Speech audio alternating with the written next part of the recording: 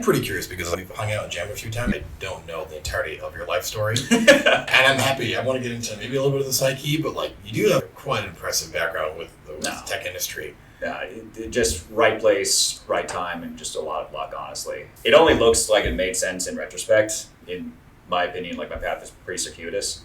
I started as a banker at Credit Suisse in the technology investment banking department. And I graduated from Georgetown with a degree in finance and econ.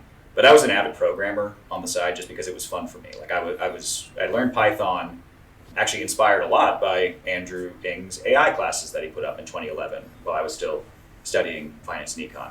And that inspired me to learn programming, create a lot of my own apps like Twitter bots. We were talking about some of those earlier. And then in college, I had the Dogecoin that just came out as like a solid meme. And for fun, I got these Raspberry Pis for Christmas. And so I linked them all together to form like a little mini supercomputer with horrible processing power. But just, I was mining Dogecoin on this like 4 clustered rig of Raspberry Pis just for fun. Like I didn't want to make any money off of it. And I was spending more on electricity because these things are terrible. But it was a fun exercise. And that's the kind of stuff that I was really enjoying even while I was still a banker. Like just these fun little hacky side projects, honing my tech skills in a way, even on the job as much as possible. Like at the bank, I was writing a lot of VBA and macros to automate a lot of my workflows because I was just so tired of spending weekends or long hours just moving stuff around in spreadsheets and not getting anywhere with it. I just wanted to click a button and do everything and that'd be it.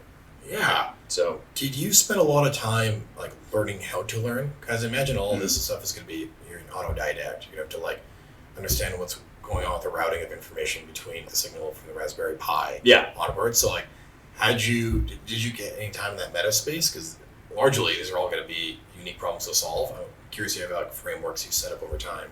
No, I'd be lying if I told you that I did. I read a lot of books from folks that were autodidacts as well, just trying to like show this is how they approach these things. And the academic approach, and I don't mean that in a bad way, but like the academic, like top-down approach of trying to take a framework and then applying that to this new problem that you're trying to solve doesn't really jive with me historically. I just prefer I'm going to try something. If it doesn't work, I'll move on to the next thing, or I'll just try to find either the person or the resource that can help me unblock and get back into the flow state that I want to be in. And so that's been consistent through all of my career. And after banking, I really wanted to see that in action at early stage startups, because once you get to the stage where you go to the public markets, it's all pretty cookie cutter. But to really see like what in the trenches, like in fast-paced competitive environments, it would take to win and to get to that stage, to be able to IPO, that's what I was really intrigued by. And I was lucky enough through a fortuitous connection from college to get a referral to join Uber Eats right back when it was just kicking off. They'd found product market fit in 2016 going into 2017 because they changed their model. And when I was there as the first product analyst for the team, we went from a dozen or so cities into 300 all over the world in like the first year. So just massive scaling and having to tie together a lot of our data systems and infrastructure to be able to inform our product and operations teams. Okay, this is what those policies are doing. This is how much money we're losing. We need to move here. These other competitors are moving in. That was really fun. So that continued through working at the Moonshot division at Uber Elevate, so flying cars and delivery drones. We can get into more of that if you want. And the micromobility team as well, so bikes and scooters. For those two, that's when I started to work with AI teams a lot more. So get up to the point where I'm like, all right, I know enough Python and SQL to be dangerous. Now I'm interested in more machine learning workflows. Like how do I automate a lot of this stuff even more, like I was doing with banking? And then working with really talented research scientists and MLEs to build these excellent spatiotemporal models that we productize was really invigorating. And that carried through into the startup that I joined after Uber, which they eventually got acquired by Reddit, which was a great outcome for them. Very proud of them. Spike Trap. And so now they were looking for someone that had, at AI Fund, they were looking for someone who had banking, high growth tech, small startup experience. So comfortable with ambiguity, knows all the lingo, but knows how to model, like financially understands business. But also, wouldn't it be great if they had AI expertise or experience as well? And I was like, this is highly specific and also right on target. Let's do this. So that was 2 years ago, almost to the day. Ryan-shaped role. Yeah. I'm curious, and so in 2010s, we saw a lot of B2B SaaS doing well. Yeah. We saw a lot of what was coming out of all the incubator programs. We saw getting funded heavily, things of this nature. We're putting Web3 as like an anomaly there for a second. Sure. But what was exciting was you got maybe some Discord and Slack. But then you also had things like delivery services, Uber Eats and DoorDash, were like these ones that became large valuations. And I guess there's Airbnb too, right? So you just have a very small handful of consumer apps that went on to become giant. Correct. In valuation. We're not talking about profitability and Spotify too, but not like the volume that we can see right now. And so the parallel I'm drawing to 2023 and this 2015 era I want to ask you about is there's blue ocean because there's a complete novel technology. The reason why you can go 3 cities to 300 is because, wow, this is a whole new revamp on like how folks have traditionally been getting goods and services, even if it's the particular first thing is food, like restaurants. That's new economies, new jobs created, new business models, and the leverage of software. You can like replicate it at marginally no cost from a software perspective at scale. And so how was the environment and culture were you all navigating on the Uber Eats team when you joined 2016 between there's the grandiose vision and there's the chaos of the day-to-day operations? How are you looking at like prioritization frameworks and like finding those leverage points to work on problems? And again, there's parallels to be drawn here in GPT wrapper, API wrappers in 2023, because it's get to market with API calls, carve the market out, and they can do some novel tech when you're in new ecosystems through AI-enabled products. So I'm curious about that timing. So that era in the 2010s, the market was flush with cheap capital, and firms were using that cheap capital to land grab and buy as many customers as they could, with the understanding that hopefully we'll price it at this level that we think we can get to with automation and better processes over time. And let's hope that we ride this out long enough such that we actually get there. And at Uber, this was obviously like a very strong competitive environment, even internally. Like we all wanted to win, and you really can't spell culture without cult. And honestly, felt that way in a good way. The value of network effects and economies of scale, that was king. You needed to make sure that you had enough supply such that the one metric that almost everybody cared about would never go down, which was unfulfilled. Unfulfilled being you request something that's there and then it doesn't show up, or you wait too long and then someone abandons. Like that, it was very clear from the data that we had from the ride side, that was basically the one thing that if it ever went down, that was the worst thing that could happen. So all the GMs were super focused on that metric and that guided focus. It also meant that it incentivized and encouraged a lot more spend on supply acquisition than we might have needed. Far beyond the point of diminishing returns. We were, in many markets, we had acquired too many. And we could cut back on spending a little bit and not see a drop in our fulfillment rates. But to even recommend that was almost sacrilegious internally. And so it was trying to go from this growth at all cost mindset, which had been the mentality for the entire market for a long time, to then go into this intelligent spend, this intelligent acquisition, whatever you want to call it. In Andrew Chen's book, it's kind of once you pass the inflection point and you start to try to level off in the maturity of your marketplace, that's what we were trying to navigate to. And that required a lot of prioritization and a lot of change management. The prioritization thing, what you could always count on was saying, how much is this going to cost? How can you look at the unit economic breakdown on a per trip basis and then say, how is this decision going to impact our margins? And the team was laser focused on trying to get to EBIT positive, not because we were under pressure to achieve profitability, but because we believed that we could. And we did for a very brief moment, because a lot of the policies we were recommending and observing, it got us there.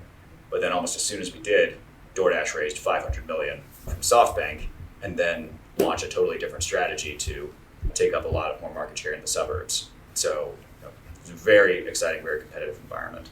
So at that point in time, when it's just this Olympic race on capturing the market, there is a role and venture that was essentially you could use these hard costs you're taking to just acquire as much of the market as possible. So you could get into a little bit more ability or fight at that point. Yeah. Just for the sake of like market share. Because at the end of the day, all of these businesses were selling commoditized products. You were selling basically food, access through your marketplace, but you could just as well go somewhere else and also get a pita wrap.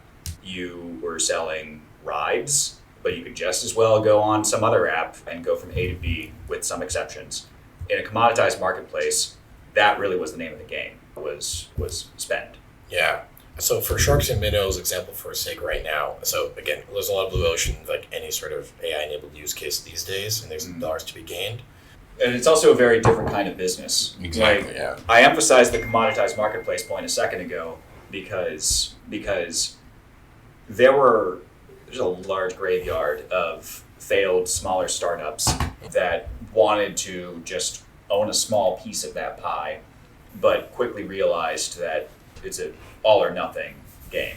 And the market is really only going to have an appetite for, at most, probably about two winners, one far in the lead and the other maybe not so far behind. I don't really see that to be the case with the current space, with some exceptions. Like if you break out artificial intelligence right now into different layers of use case, so the application layer, expertise layer, infrastructure layer, foundation model layer, the lower you go, the more that commoditization rears its ugly head once again. Like at the end of the day, it is a language model API, it is a speech-to-text API, and all that really matters once you cross some threshold of acceptability from a market readiness perspective is cost. So if you were to, and I've done this, but if you were like break out all of the per inference or like per whatever your operation is, API costs for, say, the diffusion models that are out there, there's like clear winners in terms of how much they are charging, like Midjourney, and then there's a long tail of smaller folks that are cheaper right now, but do they actually have the quality that people have come to expect and demand? The jury is still out. So for the more commoditized it is, the more that allegory of the 2010s matters. Once you get further up into, we're talking about email assistants, we're talking about digital avatars, there's much more small and mid-sized business opportunities, I think, for that where that matters is the verticalization of the use case. Like Bing is not going to be able to have not that they're not able to, but they're not going to most likely have a ChatGPT plugin to the Edge browser that does everything you want to for browser-based productivity. They'll do a lot of things well, and probably for most general use cases, it'll be great. Yeah. But there's going to be some very specialized use cases where your empathy for the user experience and your laser focus on a single problem, not necessarily a platform, but a single problem to solve, makes the difference. Yeah, this is a good point. And so as I was talking about, there's not too many consumer unicorns out there that came out in 2010s. We did see a fair share of Chrome extensions doing well. Just a little widget that's everyone's already on this platform. Everyone's already using this thing. And let me just do this thing at right click as this functionality when I'm trying to read a certain kind of text. Or this could just bookmark into some companies that did pretty well with a very lean team. Are things like, and this is pretty not AI related, right? Sure. Things like Readwise, like just bookmark to read later for you. Or Pocket. Or other things like that. Todoist as well. They know consumer behavior, just open a new tab really quickly and then batch it later on. And then when the folks feel like it's nice and bookmarked in one spot. Yeah. It's the empathy for the user to know that, wait, so Twitter's bookmarks, there's a whole joke in Twitter, when you bookmark everything, you'll never go into your bookmarks. Readwise just solved this. Have you ever tried saving anything on LinkedIn either? LinkedIn posts? Same thing, yeah. Same problem. It is just a nice little graveyard. Exactly. If anything, it's like a little, for me, it's like the equivalent of a little upvote for the algorithm, because they'll know that. Yeah. So it's like another way to support this person in my brain. So you're like, I'm doing my part. Like, I'll save this even though I'll never see it again. Yeah, sometimes I'm like, oh, this is like super relevant to that idea they had that one time. I'll come back to it and I'm like in a space where I can just go through my history of my life and write a manifesto. And I'm just going to go through all the things I was reading at the time or saved, and I'll track my digital footprint through my saves. That's how I do it. Will I get there? I don't know. We'll see. But to your point, though, like the reason why you like Readwise and we mentioned Pocket and some others is one of the reasons, at least as I'm interpreting, is that it gets what you want done very quickly. And all that you wanted to do was you wanted to bookmark something and then perhaps view it later. Maybe there's clustering that happens on the back end so that it clusters relevant bookmarks and tabs into topic areas that you can extract information from later on. But you're not active in that process. All that you wanted to do was you said, this is interesting, I want to read it later, 2 keystrokes, and it's done. So whatever, as you're building like AI apps that are hyper specific to these use cases, whatever you can do to reduce any interruption to the flow state is what I've been instructing people in terms of UX differentiation. 100%. Raycast is one of my favorite things right now because it's completely changed the way that I interact with my laptop. Like I replaced my Spotlight search with it. It's very customizable. I can summarize a YouTube video with just like 4 or 5 keystrokes, and I don't even have to watch the whole thing. Now I have the gist of what was being discussed. It's a launcher for all of the apps that I'm working on, and I never have to touch my mouse. Even going back to my phone feels primitive now in terms of the UX because I stay in that flow state of productivity much easier with this application. So anything that gets out of the way of the user, because AI is not the product, AI is an enabler. It's a means, yeah. Is what I love the most. Absolutely. And it's an interesting concept here where like it's how quickly fast we just adjust these things, these conveniences in our lives. Yeah. There's all these complaints, like ChatGPT came out, and then when it had its downtime at the very beginning, how fast it grew.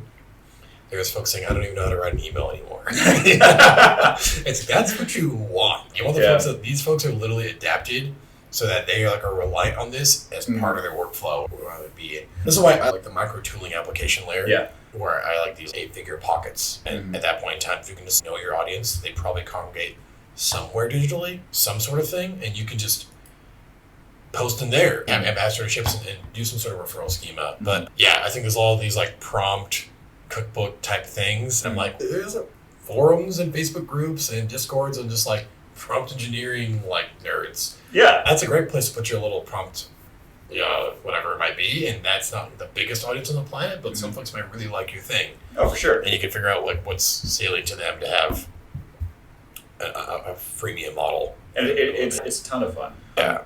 What I get discouraged by, and this happens, I'm more optimistic than ever, but what sometimes happens though when I'm talking to entrepreneurs at these events like Cerebral Valley and other things, or the Hugging Face event a while back, they may come up to me and say, hey, I built this app, and it's basically an API wrapper, but we'll call it an app, and it does this one thing. And I'm like, great, that's cool. Like, how long did this take you to build? He goes, I just threw this together in a day or 2. I was like, that's amazing. I'm glad that the accessibility is so much better now. And he said, do you think that I'm on the right track here in terms of a unicorn potential startup? And I'm like, that's kind of the wrong question to be asking, because if it took you 12 hours to make, it's going to take anybody else the same amount. All that's happened is that the baseline expectations for what you can do with this technology have gone up.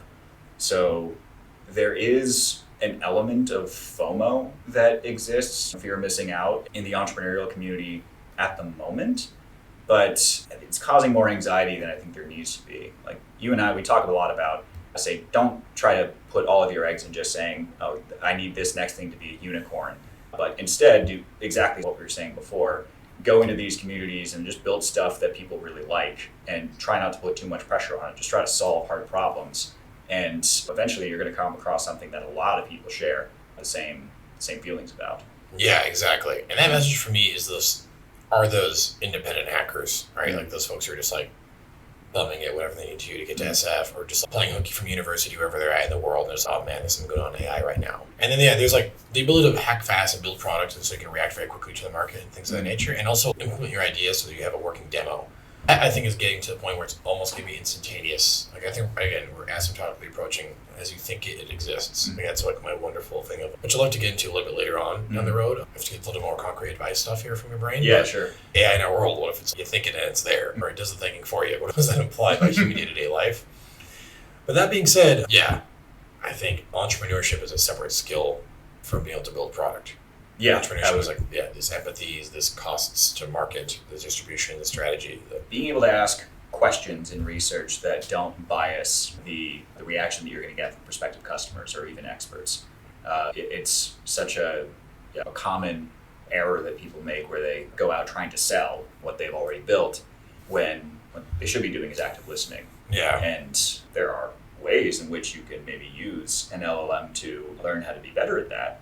But it is an acquired skill to be able to engage with someone in a very empathetic, active conversation where you're hearing out what their problems are rather than trying to say, hey, I built this thing, do you like it? Will you buy it? Where there's a time for that, but not up front. Yeah, absolutely. I am curious if you have like explicit things people can look up, books, contents, folks to follow on like the mom test. Yeah, it's just themomtest.com is a website. You can download a PDF. It's a really excellent repository of questions that you should be asking and questions that you might want to ask, but then say this, not that instead.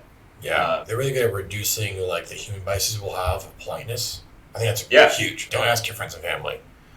That was just a very simple thing there. Like, let the thing stand alone, just exist, and see if people play with your widget. Exactly. Or give you a feedback in a way that's anonymized or something. Take away as much human bias as possible, so it's people genuinely appreciate this thing. Very few people are willing to just give you radical candor to the point of almost seeming rude, like you're shooting down their idea. Nobody wants to do that by default, at least not most of the people that I've met. So we do have a predisposition to being polite, which can get in the way of finding PMF if you're not careful. Yeah, so there's two things there then. So on the entrepreneur stuff, it's you are coming at a new idea from this internal passion that's innate to you. So all the other crap like biz ops, legal, hiring, cash flow, you'll muster through because you have so much passion for this thing. Versus you got a thing that'll make cash. It is like a get in and get out concept. I think entrepreneurs right now are being able to do both. Mm-hmm. Yeah, and I guess I'm pretty curious on just like what advice do you have for these kinds of entrepreneurs right now? Because there is incredible anxiety and FOMO, and everyone feels like, okay, great, and we're going to build an API right now, or an application off an API right now on this thing in weekends, which frankly is true. Where I want to come to this is more so like asking from like more of a grounded position of an investor who has to think about multiple time horizons. Yes. And there's the traditional training on, is this venture scalable? Is why this person? Some other questions there, like cash flow, stuff like that. What's the actual go-to-market plan and scaling plan here? But like more so from the investor perspective, what are the two things you're seeing as they're getting pitched at with all these early stage ideas? Whereas, here's a niche, like Ryan, we figured out that, I don't know, folks don't read their bookmarks anymore. I want to get them like an API wrapper that'll read their LinkedIn bookmarks, canvas that language, and then send them a text message of a synopsis like once a day or something. Yeah, I think that's made that one up. I think I've actually heard that idea. Really? Yeah, from I think we've seen like 2,000 plus. I think so. There's some great folks, and you're building some really cool stuff. I think it all boils down, frankly, to defensibility.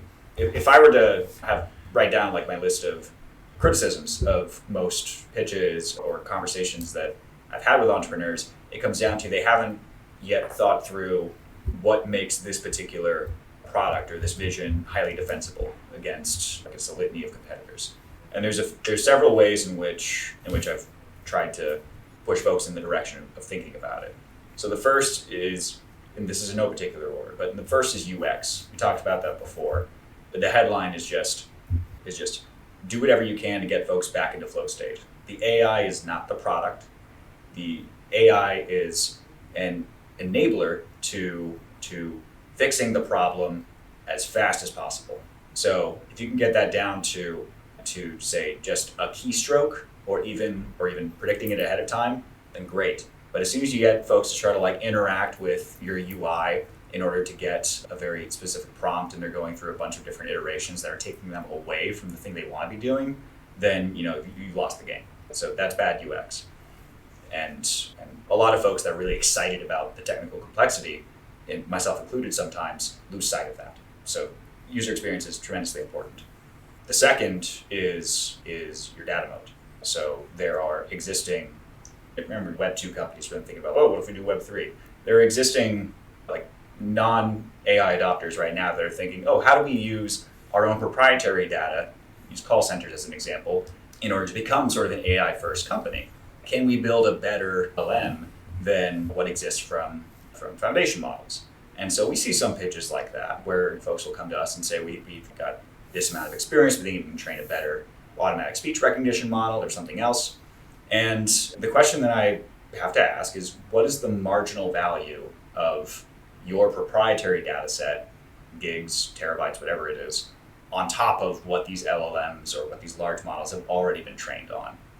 Are you just providing extra text? And is this text that there probably already exists a lot in that cluster and vector space that these models are trained on? Then whatever you have is probably not going to be marginally that much better when you fine-tune a foundation model on it. But if you have multimodal data, where, say, you have a combination of text and images or text and video, which leads to certain outcomes, there's not as much of that on the web. There are some places that have that, but it may be hyper specialized to a given vertical. I think maybe Reddit pre-2022 is also probably a lot of the reason why they're fumbling the bag on this like API change that they're doing. But point being that access to multimodal data may end up having higher marginal value than just having unimodal data, whether it's proprietary text, proprietary images, audio, etc. Like anyone who's trying to build a custom speech recognition model right now, for instance, blown out of the water by Whisper. Like it doesn't really matter anymore. The marginal value is too low. That's data. And then the last one, that was it. Difficulty. Level of difficulty or level of complexity of the stack that you've created. So data is one part of it, but say, do you have just an off-the-shelf transformer that you're using and you haven't really done any fine-tuning or extra instruction or anything else on that?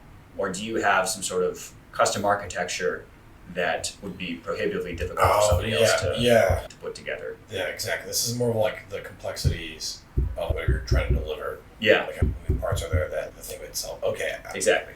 That's very interesting. Okay, I haven't heard it explained that way before, but that's it dovetails with the multimodal. Yeah. That's more of a jigsaw than it is just like one image. I've thought of it of like how folks are doing prompt training and how they're gathering context for different steps in workflows. That's also a piece of it, yeah. For say text. Yeah. I saw a great demo from Cerebral Valley last week that was using a vision transformer to totally simplify the way that video editing was being done. And I don't want to steal the guy's thunder, but it was just a tremendous example of using a vision transformer that they had done some custom things to that made it way better than whatever was off the shelf, to then take 10 hours of footage and then within a minute extract it within the same plugin, like within Premiere Pro or Final Cut Pro or whatever video editing app you're using, and then have that be editable clips, some of which were already taken out and you can put back in if you want to, but the AI is saying, we recommend you delete these, and you cut together a supercut of the whole thing. Yeah. That was tremendous, and it was a really good example of great UX. Like you didn't have to download a brand new MP4 and then cut it yourself. It just happened in the tool that you're accustomed to. The data that they had pre-trained their own custom transformer on, there's a lot of that, and it's video, so it wasn't multimodal necessarily, but video is a little harder. And then the stuff that they had done to the model was very difficult for Adobe or somebody else to come in and say, we're going to do exactly that. And I really like that. And so that's our first group entrepreneur here, because he's awesome, great character, and he's particularly passionate. He's been doing this stuff for 8 to 9 years in cinematography and video editing anyway. So he built that knowing that this is the software everybody uses. Or building something. It's like the equivalent of a plugin or something of that nature in these editing softwares. You're getting that power user audience of like always editing a video and cutting their time, and that's their profession, right, at this point in time. That's the right concept where you have the first type where it's, yes, there's money to be made because there's incredible value there, but this person knows that space well, has experience. What are you seeing that some of these folks are, I'm sure you've had pitches from, or just observe folks and see folks who are like, hey, I've been a lawyer for 15 years. Can I use this stuff to start an idea or something like this? And yeah, I'm curious about painting some color on for those folks who are particularly passionate and have a product. Like guys doing the nice overlap of both hacking fast and domain expertise, probably clientele connections as well and a network. So it relates to the expert layer that I mentioned earlier when we said application, expert, infra, foundation model. Expert isn't really mentioned very much in the same market maps or anything like that, but this is alluding to exactly what you're pointing out here. Yeah. Lawyer for 15 years, accountant for 25 years, someone who's developed a specialization in a field that requires a high degree of education and expertise in order to do it correctly, and for which the cost of doing it wrong, the cost of an error, is actually rather high. You lose a case, you make some sort of accounting error, there's a lot that can go wrong there. Versus you write some marketing copy that doesn't hit as well, it's no harm, no foul.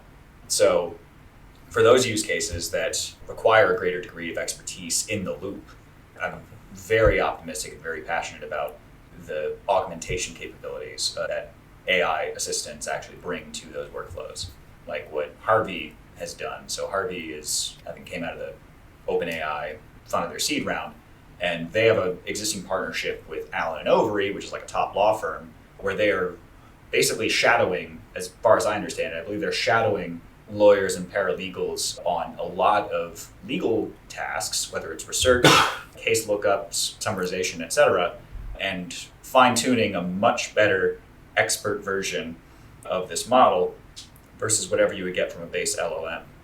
Did you see the lawyer that wrote his case entirely in ChatGPT and got roasted over the coals? Roasted. Oh East Coast, yeah. He's just completely hallucinated cases that don't exist.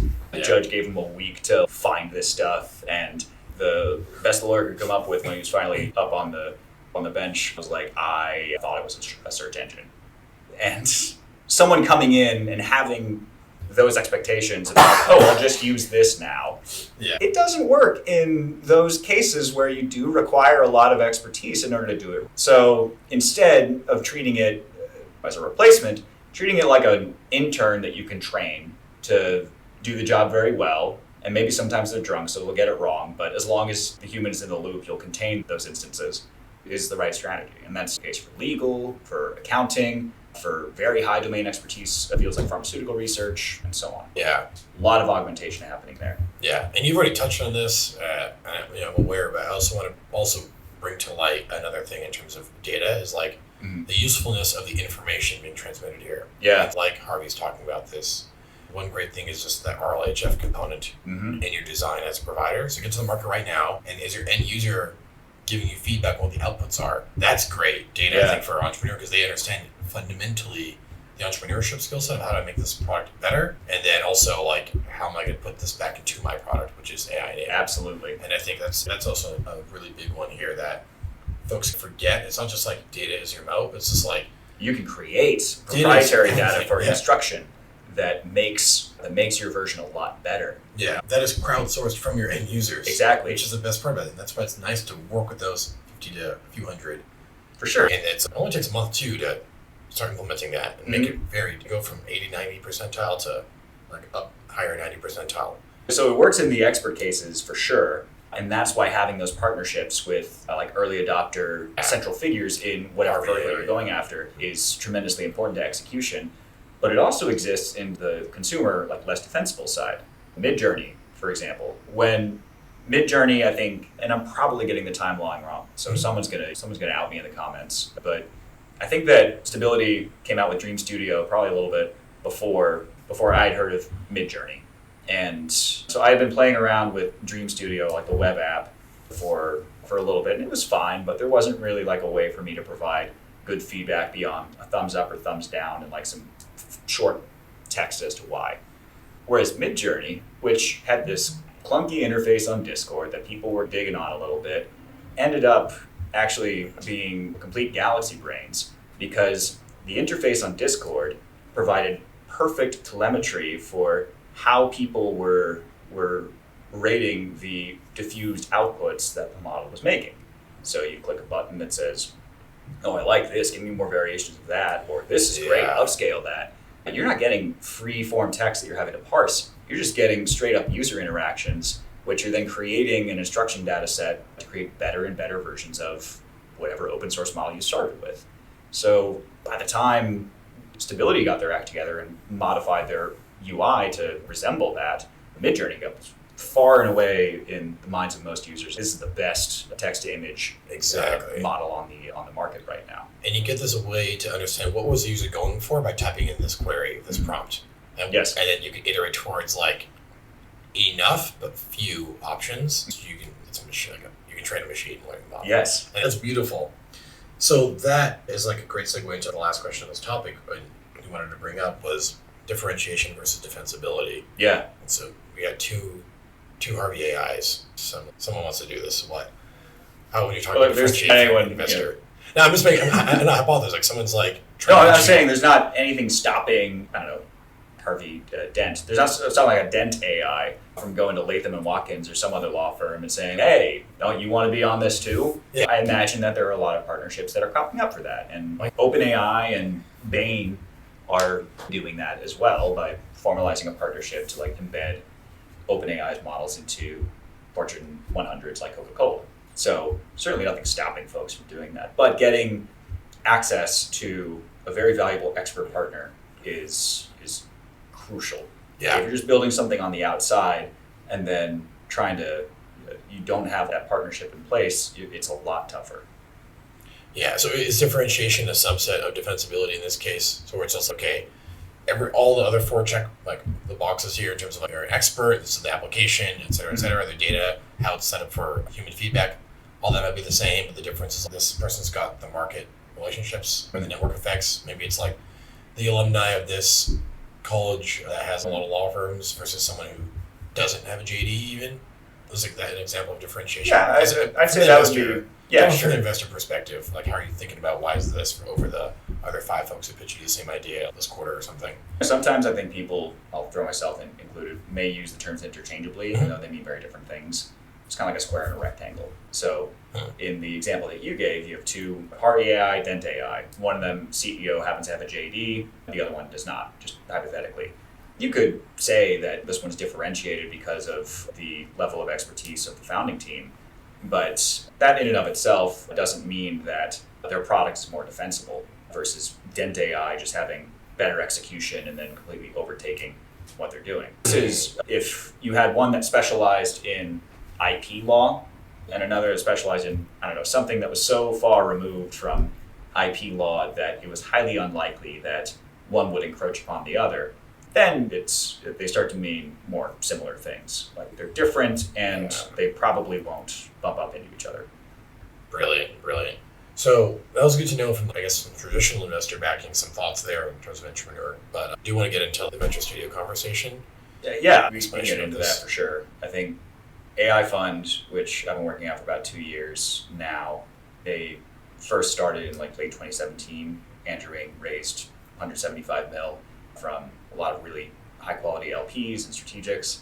And the intention was for us to, instead of just deploying capital into a lot of early stage companies, was to say, hey, we're horizontal specialists in that we know how to apply and productize AI, but we want to work with vertical specialists that have a much deeper familiarity with the problem or empathy with the customer, who can tell us precisely, yes, this is a very strong pain point.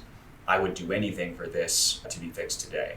And then it's on us to say, all right, how do we collaborate to build something that uses AI, but just gets out of the way as soon as possible so you can get back to being in flow at whatever it is that you were doing. And it's been happening for almost 6 years. We've changed our model a little bit over that time, but what we've converged on has been very effective. Yeah, this makes sense. Could you model in like how might one expect terms and the day-to-day to be a little bit different working with a venture studio versus just raising traditional venture or angel checks? Yeah, every studio is going to do it a little bit differently, but for the most part, studios are going to be very hands-on. We aspire to play the role of a minor co-founder with the companies that we build.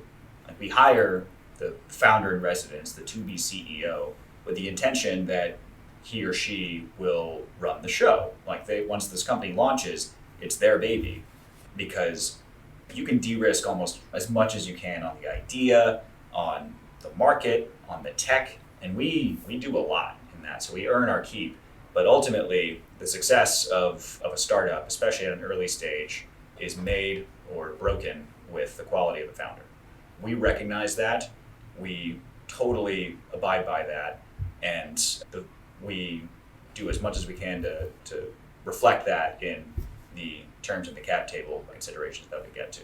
We're minor. We're here to help, and we are earning our keep because we're on we're on common shares, like we're on the cap table, but we're not your average VC, because everyone else is going to just give you money, and maybe they say, oh, we got connections, we'll give you connections, or you got the logo, but we actually deliver the ML expertise, the ML development. We deliver the prototyping, the actual recruiting of your Scrum team, of any technical co-founders that you need. It's very hands-on. This job funds have called portfolio operations, just like wearing the hat of I'm going to be a generalist and help everything happen. Is that a little bit of your job?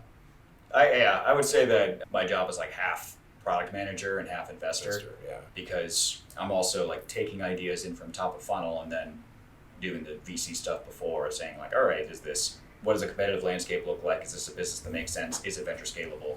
Is this a problem worth solving, basically? That's the investor hat. And then once we're like, oh, I want to build this, then I go right into PM mode, and I'm saying, all right, we got 6 sprints ahead of us. All right, what are we going to get done by when? Yeah. And it all accumulates into the pitch to saying, we want to fund this, here's the strategy, here's how we're going to hit it, here are the partnerships we're already establishing, and then it's off to the races. You all have moved earlier than some other firms on just like identifying that there's like things, use cases infrastructurally and at the application layer. And again, this fund was raised years ago. And then Andrew. So I was just putting a trip, like the folks. So I also was like kind of got grandfathered. It's like the grandfather for a lot of folks. Yeah. Which is just, his content was like the thing that you learned for free the first time. That was like the most referenced video for I wonder learners. if you prefer Godfather. He's not that old. Yeah. Sorry, yeah. I'm teasing. 100%. What has gone on in your thesis in terms of like how you guys are going through your selection criteria, if you guys are updating the sourcing and that decision of converting to doing business with the founder with this massive influx at the end of 2022? Man, What's that conversation? Defensibility comes up a lot. Okay. Like we say, look, Akil can go build this in a weekend. What does that do to the potential success of like this one thing that we want to work on? Is our approach defensible enough against everyone else trying to do the same thing? So it's a lot more emphasis on that now than there used to be, when you can just lean on, there were limited folks with enough AI expertise to make something like that work. And frankly, I'm all for it, because I think it's raised the bar and it encourages people to be more innovative. So I welcome that. And it's also reiterated the importance of the founder, like we talked about before. Like when other opportunities to differentiate in terms of expertise or complexity, et cetera, are eroding, then at the end of the day, the founder's ability to clarify a concrete product vision, win the hearts and minds of not just their teammates, but then also follow-on investors, is what wins the day at an early stage. So you got to have done your homework. Like the product needs to work, and the problem needs to be validated and verified. You can't just like sell folks snake oil and expect that not to haunt you. But founder matters a lot. Yeah, that makes a lot of sense. What's different about economics? What a venture studio might be considering, given that you have like size orders of magnitude more overhead with each company you're working with. Now you have your own staff helping solve problems, being that that smaller co-founder role, just so that if a founder is looking to figure out where to get funding from, and depending on what their needs are, like what's a better fit for a venture studio? There's a few of these, but like why might they go to a venture studio versus others, and what does a venture studio want to make these things worthwhile? So there's a great book called Venture Studios Demystified that will break out a lot of benchmarks and examples that I think your listeners might find helpful. Before I answer, I think it's important to recognize that Y Combinator basically set the market at giving 7% away for access, and I'm not intending to denigrate it, but I'm just 7% away for access to a really excellent alumni community, some mixers and events that are being thrown, a Slack group, and demo day.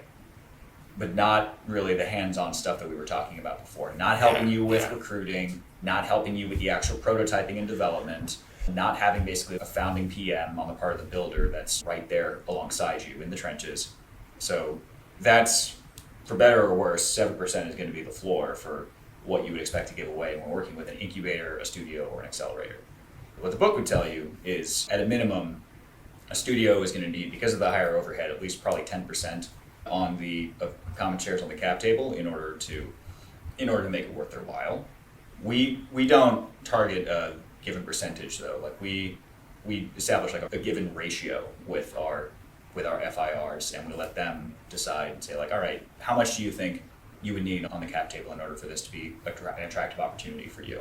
And we'll take a ratio of that in exchange for the sweat equity that we're putting in, and having a employee stock option pool as part of the equation as well. So we're all on the same side when we're having that conversation. It's about how does this cap table need to be structured in order for one, us as an overall team, including the FIR, to be happy, and then two, for follow-on investors to also be happy, to see enough of an opportunity there.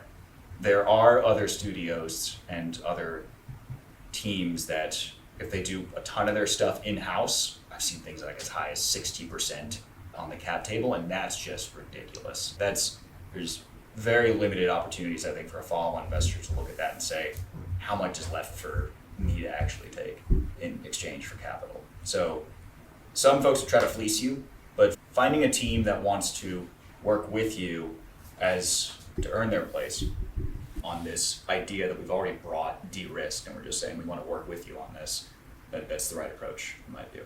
But of course I'm biased.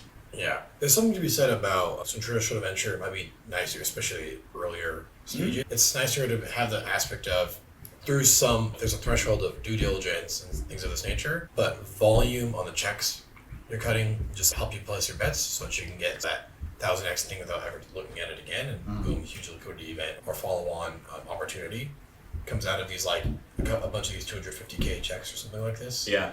So with a venture studio, or you're getting a little bit more of, we want these individual things to perform because we have much more skin in the game, and so thus might be more performance. You might be focused on things like cash flow and profitability and like fine-tuning this versus venture scalable, especially for pre-seed stages. There is somewhat incentivized on this double-edged sword of increase things to look good to sell to the next stage as a way to get their business model. Maybe the founders don't get as considered in that model versus what might be a different experience in like the founder's longevity or like economical upside in a venture studio. Did you get the question? Sorry, it wasn't the best here, but I think there's kind of two questions that are baked into it. There's, if I understood it correctly, there's how do you think about the amount of capital that you're going to allocate such that you lengthen the time or right-size the time that they would have to go back to tap the market again for more. That's one piece of it. And then how does the founder longevity factor in? Those are two of the questions that I extracted. Yeah, I guess it was rambly. I was saying so traditional venture might be more focused on pumping out a lot of checks. Oh, yeah. Yeah. Shots on goal is still super key. It doesn't mean that we skimp on or try to ship things that we don't love. Yeah, that makes sense. Yeah. I mentioned you'd want 60% of the business in that example, because if you know that this thing is a money maker, you just want to own that business. But then there's like scalability. If we're at the top of that market, you wouldn't be able to attract an FIR with a founder residence with that kind of a tactic. 100%. And follow-on investors would be like, absolutely not. You're going to have to adjust this. Everything that we have done, we built 33 companies so far in our first fund. Everything that we've done has been calibrated such that it's fair to us, it's fair to the FIR, it's fair to follow-on investors as well, subject to some wiggle room as we're able to bring in additional investors into the pre-seed round. We try to make everybody happy.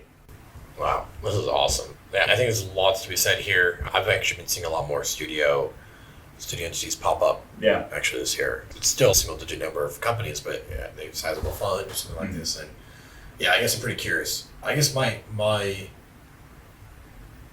justification why that is because you got a lot more of these domain experts that need that infrastructure of entrepreneurship, building product, going through what it means to build a scalable venture. That are like, hey, can I do a thing now? And they attract more founders and residents that might not necessarily have started out to become a technology company, but they got the 20 years of accounting and a bunch of relationships, or maybe even a book of business as a CPA firm owner or something. That's attractive for some venture studio operators, and that's what I've justified in my brain as, they're all Western entities popping up, and I guess it's just a different set of risks for some amount of upside, and there's folks who have different appetites and different ways of how they want to go about it. Yeah, the more that you can model your studio as like an F1 garage that somebody could walk into, and they have all the parts and all the resources that they need to work on the company that's right in front of them and to solve the hard problem.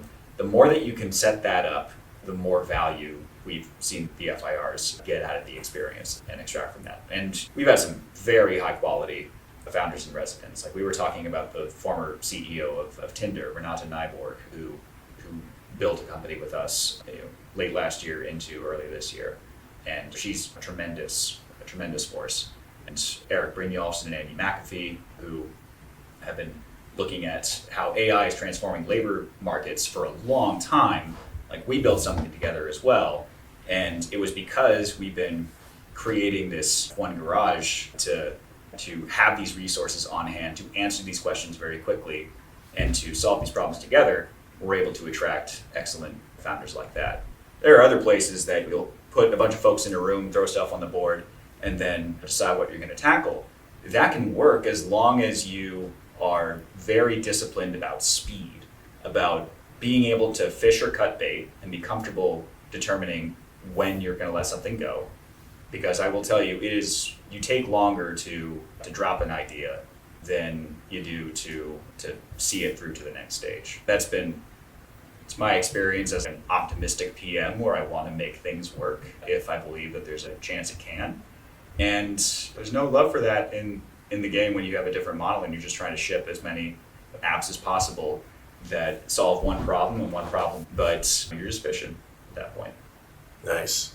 This is awesome. Let's get into towards the final section on the fun stuff, like existential questions, and then we have slightly more concrete implications with the near future. So, curious about your thoughts on like high level too. Yeah. Because there's lots to be read. This is like an infinite subject at the moment that gets into speculation, which is not something you do today.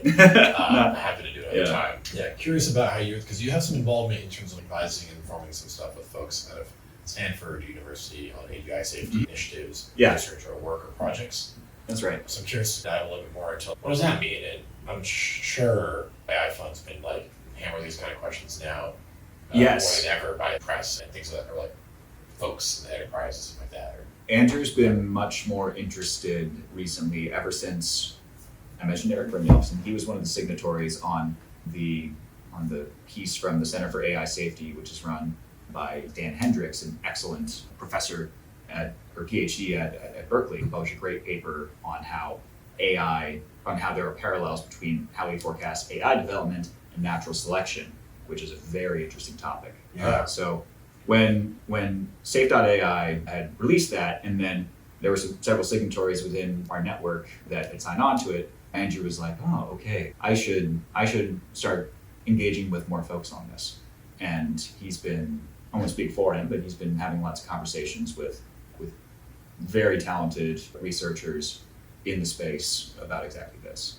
Without getting into extinction risks, which is a totally kind of different subject, the Stanford AI Alignment Group, which is part of SARI, the Stanford Existential Risk Initiative, looks at how artificial intelligence could be, or how the risks associated with advanced AI, both, say, for catastrophic risks in terms of what could represent a irreversible one-way door of change in terms of our relationship with the world and with ourselves, as well as just more existential crises where it's a pretty significant inflection point in how we engage. So the alignment field is a really broad, still underformed research area for which there isn't yet a broad consensus on what are the things that we need to prioritize in terms of research. There may be probably under 350 full-time AI researchers focused on this on the planet right now. So it's a very small community. But I think thanks to the work of Dan and Oliver Jang at the Center for AI Safety and for many others like Paul Cristiano at Alignment Research Center, it's coming up more and more in conversation. There are lots of places that we can dive into on alignment. What are some of the questions that are top of mind for you? I think it's going to be a combination on when you get to more of the fatalistic kind of results and consequences versus how things impact economies, and we're seeing some for me, a very alarming set of signals are happening right now is more so on the latter there. I guess I'm pretty curious on that ratio is pretty tough to muster, right? It's 350 full-time folks on the planet. It is not a that lot. affects billions, or the future of the species in itself. They are attempting. They're attempting to grow, of course. Yeah. But like, not like exact questions, more so as, hey, how does AI fund feel like, or yourself? Where do you see like bottlenecks to growing these numbers out in a useful way? And then how are we seeing these things? And the thing in the middle between economy and S risk is what they call it, right? Yeah, X risk. Consequences, the governance, and how this trickles into society, how you get to enforce, or how you get to shift and protect. I guess my questions are like, I don't have a solid concrete question. It's more just like where are we at today in your eyes? What do you think needs to happen? And not to say how to go about doing that, but just the whole point of we're here. So this is. So we might as well. Go there. I'll speak on behalf of myself.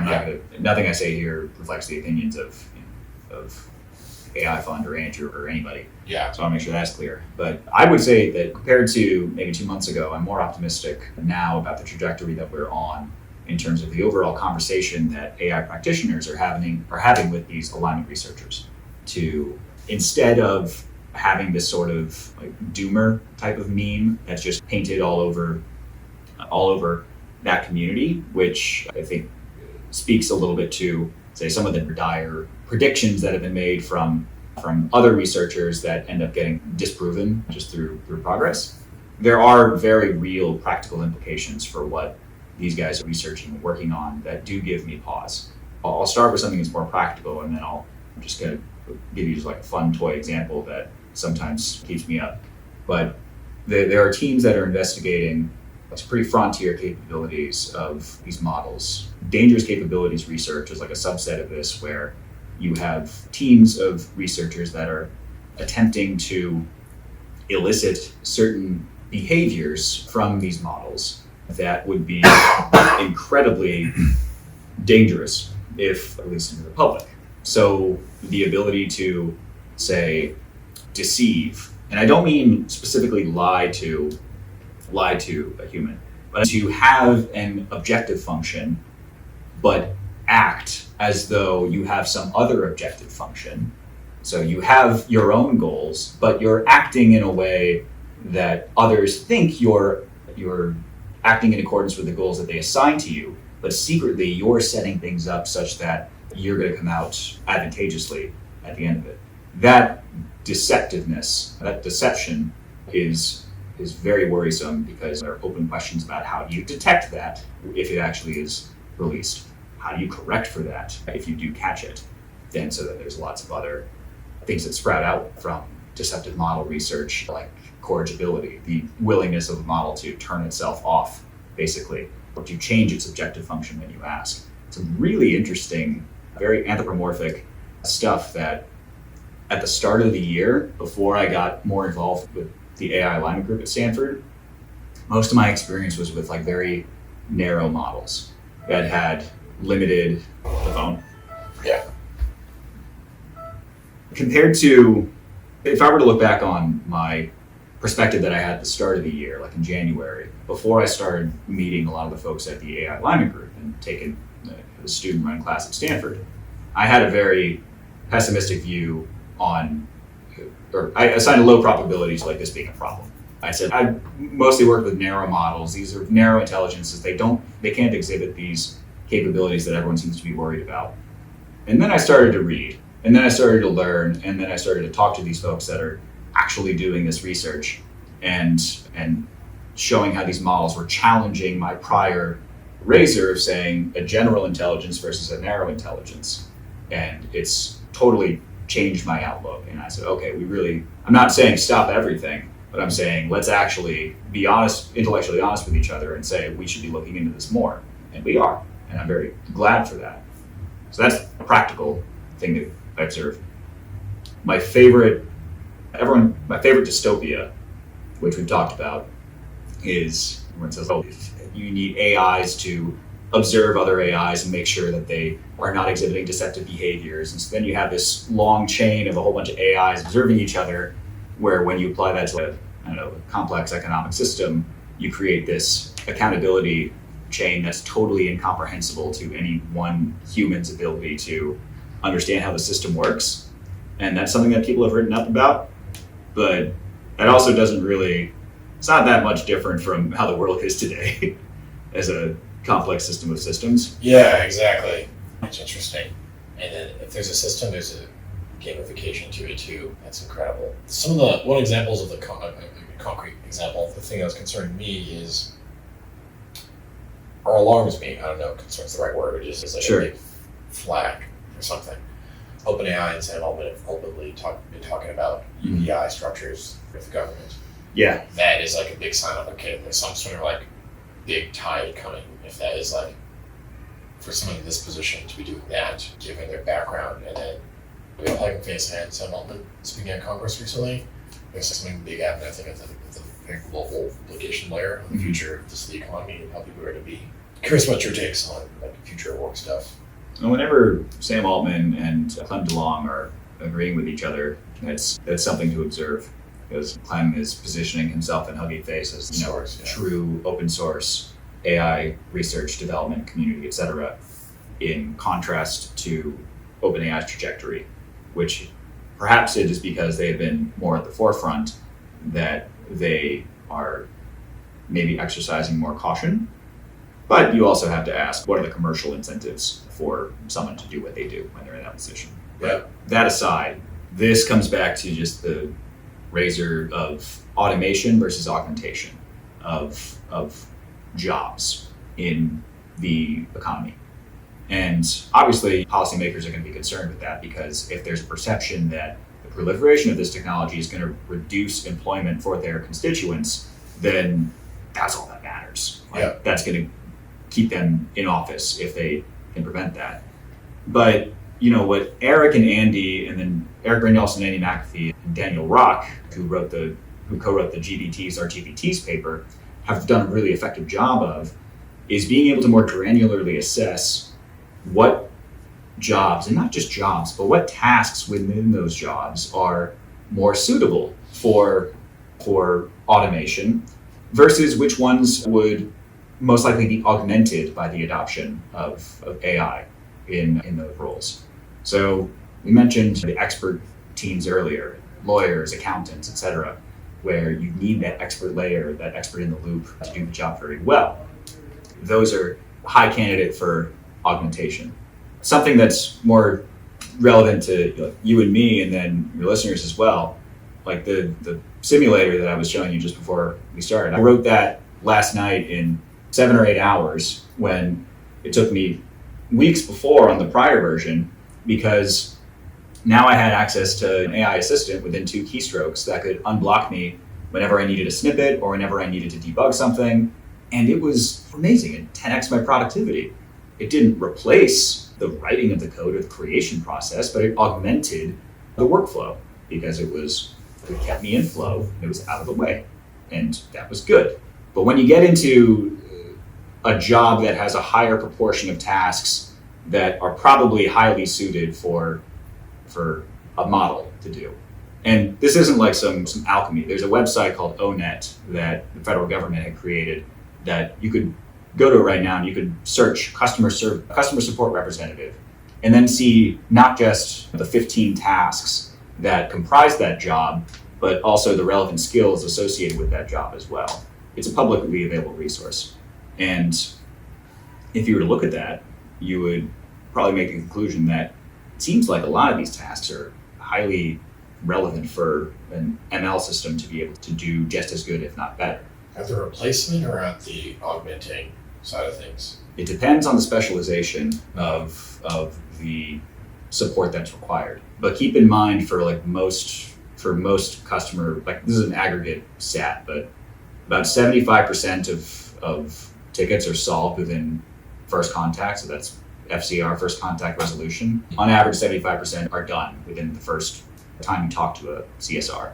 There's about a 5-minute average resolution time for that as well. So in that time, if you're like over text, and we'll assume around 40 words per minute or something like that, on a 5-minute resolution, then maybe that's 500 33 tokens or something of text that's being generated from both the customer and the support agent.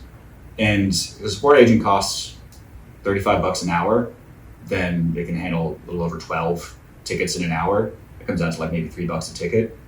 But if you were to use just GPT's API, you would be able to reduce that cost to basically de minimis. It'd be like 10% of what that would cost. Now, it doesn't apply to everything. There's still the 25% of things that require more empathy and higher touch, and these are edge cases. But if we're already at the point where 75% of the contacts that you make to customer service can be resolved within 5 minutes, then, and this isn't great politically to say, but I don't have as much to say in terms of that process itself not being automated. I would instead want to reallocate existing resources to the higher complexity tasks, because that's where you're going to need more manpower and more empathy and creativity. But for everything else, where you could just slot in an LM or some tool chain with ASR and then text to speech, you see a lot of automation happening there. Do you have any, last question, any commentary on we might have a thing or things or entities that are beyond human capability around us in day-to-day society? What is that world we wake up in?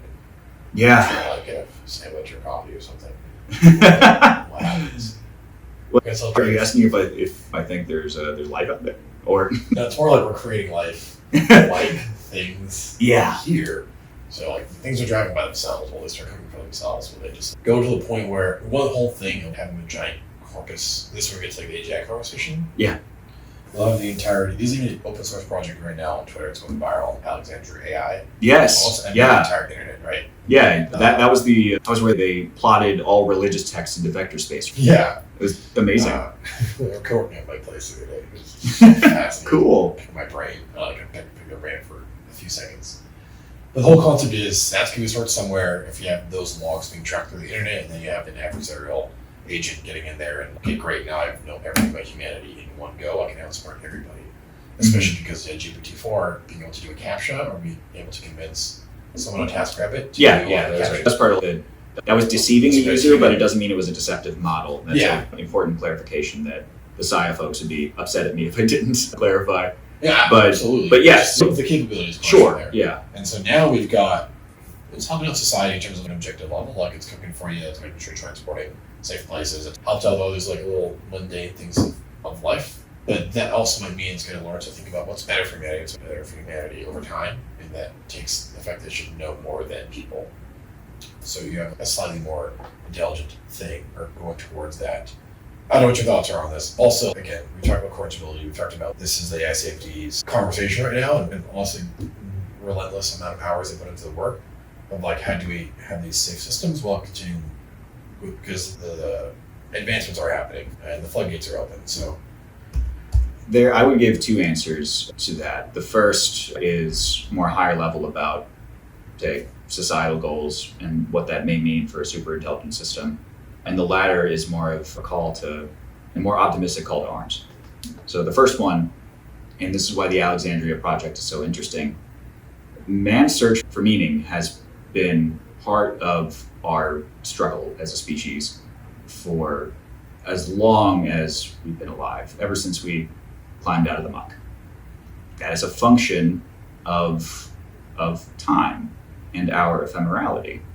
We have limited time on this earth, and man has for millions of years tried to find meaning in what we do and in the good deeds that we do for others. Artificial intelligence, on the other hand, or just synthetics, may not have the same constraints of time, of ephemerality, which causes, say, this search for meaning. In fact, most synthetics that we're going to create are created with a very specific purpose that are assigned to them at inception. And there may be a time in which they could learn to set their own objective functions, but it's entirely alien for me to try to imagine what a being that is immune to the passage of time would assert is the ideal state of society for which its constituents live and die. It's something I think about. I don't have a lot of very good answers to it, but I do think that it's important to recognize the inherent differences between synthetic and biological life and what that may induce when we have that value crisis.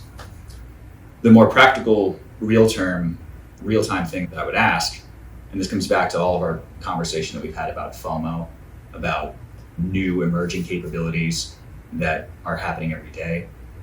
I worry that there are entrepreneurs and hackers, intentioned, but out of anxiety and out of fear, end up creating something that will certainly make a lot of money. They'll probably get rich quick, but is not conducive. In fact, it's antithetical to the progression of society, the progression of the human condition, to our own health, mental and otherwise. So we saw this with the proliferation of social media, how it was a totally unintended consequence, but how it divided society in a very reinforced and difficult to reverse way. We're seeing the same thing right now in terms of people that are trying to solve the loneliness problem in different ways. There's the easy way to do that, the OnlyFans model, which I think really came out during COVID and came out hard.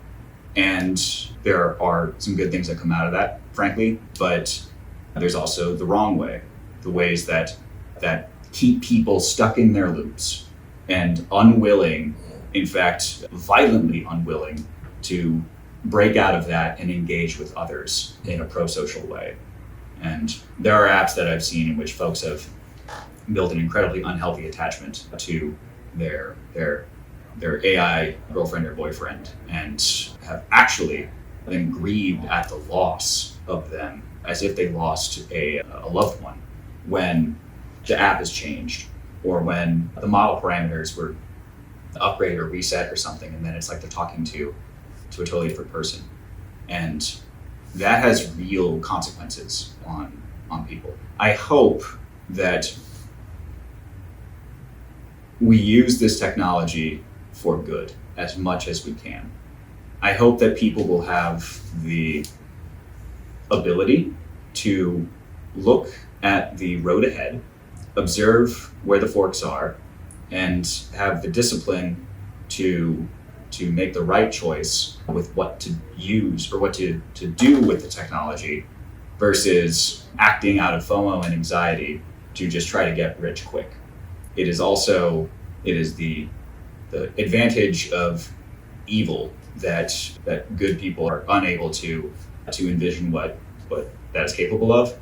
I hope that people will continue to be very mindful about how to use AI for good and to build and reinforce defenses against those that would use it for ill. Yeah, it's beautifully said. Yeah, I largely agree with a lot of it, or basically your entire message. This is awesome, man. We can keep chatting forever. Pick your brain about most things in life in general. But, sure. This is great. I feel like it's a good pausing point. A mic drop moment. Is there any final message you have in general? Just keep building. Not everything has to be a unicorn. Like I said before, I'd rather folks just build cool shit and stuff that solves hard problems, and try not to stress yourself out too much about, is this going to be the thing that really hits it big? Just, you'll know when it is, but in the meantime, just keep building. Build cool shit. See that.